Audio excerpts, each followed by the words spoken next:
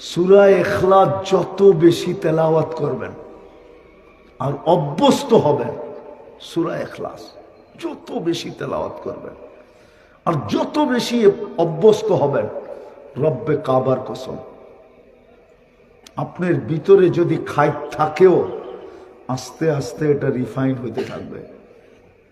কি হইতে থাকবে?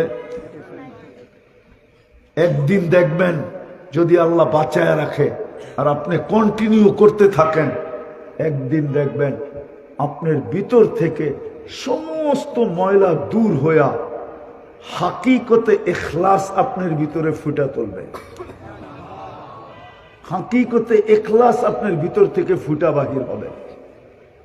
আপনি পরীক্ষামূলক কয়েকদিন পড়া দেখেন, কন্টিনিউ ডেলি অগণিত বার পড়া দেখেন, যখনই মনে ওঠে তখনই ইখলাস পড়েন।